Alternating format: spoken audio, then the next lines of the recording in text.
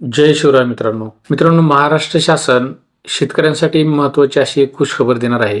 येणाऱ्या अधिवेशनामध्ये म्हणजे 23 फेब्रुवारीपासून सादर होणारा जो अर्थसंकल्प आहे, या अर्थसंकल्पामध्ये शेतकऱ्यांच्या कर्जमाफीची घोषणा महाराष्ट्र शासन करणार आहे.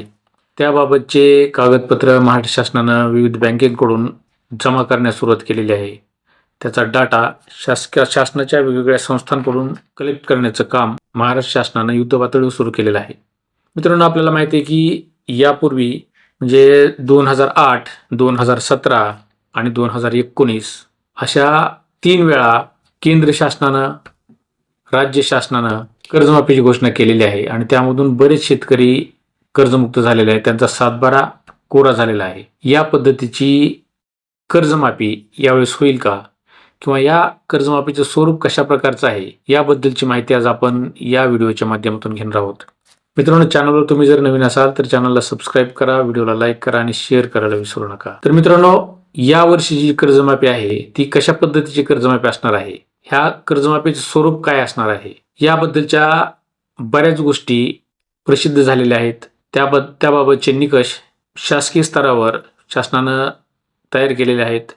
त्याबद्दलची माहिती, कुठल्या शेतकऱ्याकडे किती कर्ज आहे, कशा पद्धतीचं कर्ज आहे, कुठलं कर्ज माफ करायचं, याबद्दलची माहिती महाराष्ट्र शासनानं जमा करून त्यावर सध्या अभ्यासाचं काम चालू आहे आणि त्या दृष्टीनं शेतकऱ्यांना कर्जमाफी देण्याची घोषणा शासन करण्याची शक्यता आहे. परंतु हे कर्ज जे माफ होणार आहे ते कधीपर्यंत होणार आहे, म्हणजे पाठीमागचा किती काळापर्यंत कर्ज माफ होणार आहे का आजच्या तारखेपर्यंत कर्ज माफ होणार आहे, याबद्दल बऱ्याच लोकांच्या मनामध्ये शंका होत्या. तर मित्रांनो, याबद्दलची एक खात्रीशीर माहिती आहे की जून 2025 पर्यंत ज्या शेतकऱ्यांचं कर्ज थकीत आहे अशा शेतकऱ्यांचं कर्ज महाराष्ट्र शासन माफ करणार आहे.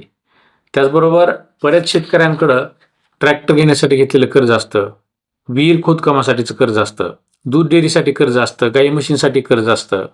पाठीमाग शासनाने एक तार कुंपण योजना घोषित केली होती. त्या तार कुंपण योजनेसाठी घेतलेलं कर्ज असेल तर अशा प्रकारचे कर्ज हे माफ होणार नाहीत. तर ज्या शेतकऱ्यांचे कर्ज थकीत आहेत, त्याचबरोबर 2008, 2017 आणि 2019 मध्ये ज्या शेतकऱ्यांची कर्ज माफ झाली त्यापैकी बरीच कर्ज त्या शेतकऱ्यांची पूर्ण माफीमध्ये बसलेली नव्हती. अशी कर्जे यावेळेस माफ होण्याची शक्यता आहे. त्याबद्दलचा गोषवारा, त्याबद्दलचे कागदपत्र महाराष्ट्र शासनानं त्यावर अभ्यास करण्यास सुरुवात केलेली आहे. मित्रांनो, 2008, 2017 आणि 2019 साली बऱ्याच शेतकऱ्यांना पूर्ण कर्जमाफ झालेली होती.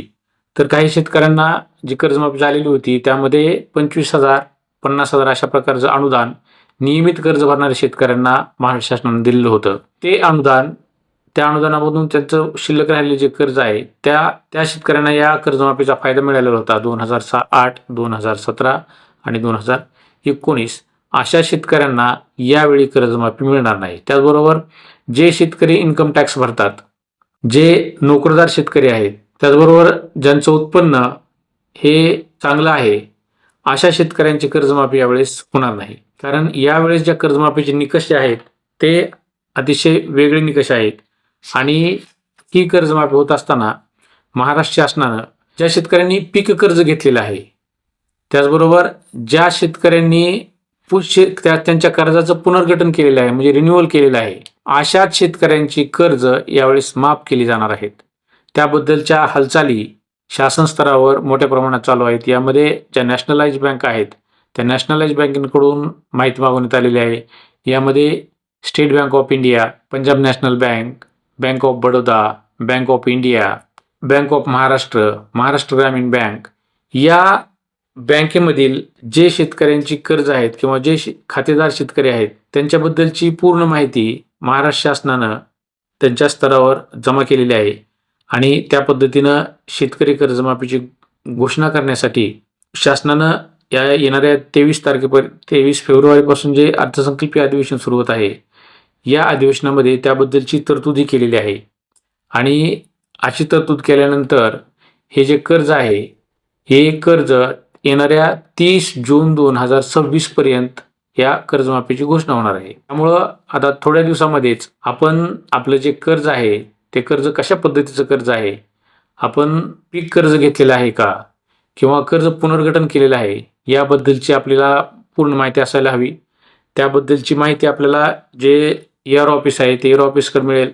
तुम्ही ज्या बँकेत तुम्ही कर्जदार आहात त्या बँकेकडे त्याबाबतची माहिती मिळेल. तुम्ही KYC केलेली जर नसेल तर KYC लवकर करून घ्या.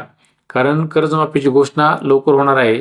त्यावेळेस आपली कागदपत्र आणि आपली KYC क्लिअर असणं गरजेचं आहे. धन्यवाद मित्रांनो.